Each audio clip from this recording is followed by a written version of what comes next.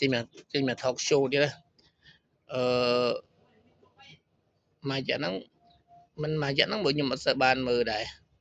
ប៉ុន្តែខ្ញុំបានអូសឃើញបងប្អូនយើងមួយចំនួនហ្នឹងគាត់យកវីដេអូគេហើយគាត់ទៅចេះចុះហើយក៏អ្នកខ្លះហ្នឹងក៏គាត់អឺគេថាគេថាសំដែងតាមអនឡាញណាដល់សំដែងចុះសំដែងឡើងទៅក៏គាត់មានក្រុមហ៊ុនឬក៏មានអីផ្សេងដែលគាត់ទៅចម្រើនទៅមិនមែននាំគ្នាទៅជួយអបអរគាត់ទេទៅជួយនាំនេះជន់គាត់ខ្ញុំអត់កាន់ជើងខាងណាទេឲ្យតែល្អឲ្យតែស្របច្បាប់ឲ្យតែល្អគឺសំណាងហើយប៉ុន្តែអ្វីដែលខ្ញុំចង់និយាយថាបងប្អូនប្រជាជនខ្មែរយើងទៅតើបងប្អូនខ្ញុំក៏ដោយទាំងអ្នកមានឈាមជ័រជាខ្ញុំក៏ដោយជាខ្មែរក៏ដោយមិនជាខ្ញុំជាខ្មែរក៏ដោយយល់ល្អជួយខ្លួនឯងបានច្រើនអ្នកខ្លះគាត់សំដែងទៅតាមគេថាទៅតាមអនឡាញដើម្បីទាមជាប្រយោជន៍ភាពអ្នកខ្លះក៏ជួយនេះជួយនោះជួយសុំទិញគ្រប់រូបភាពទាំងអស់ដែលគាត់ធ្វើមានតាំងពីការជួយទិញមានតាំងពីការសុំលុយមានតាំងពីការសុំជំនួយផ្សេងដែលកើតឡើងដល់លទ្ធផលចុងក្រោយគេបានរីកចម្រើនប៉ុន្តែអ្នកជួយអ្នកអីហ្នឹងអត់បានចម្រើនយល់ល្អហើយផ្សេងទៀតដែលកើតឡើង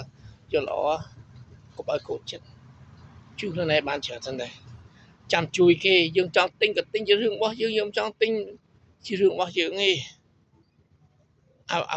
អ្វីដែលយើងត្រូវធ្វើនេះដូចខ្ញុំអញ្ចឹងខ្ញុំត្រូវគិតដល់ពីខ្លួនខ្ញុំគ្រួសារខ្ញុំ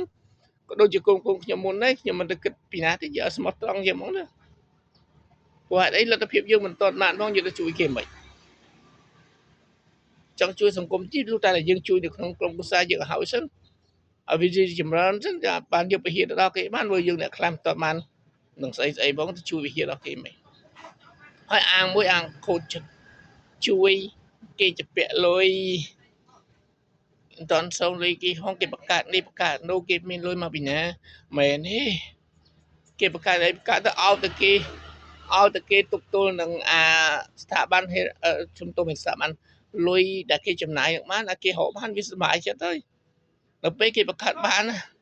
អ្វីដែលគេប្រើគឺគេប្រើមនុស្សគេប្រើប្រជាជនយើងក៏មានការងារធ្វើដែរគុំអាស្មេះមកយុ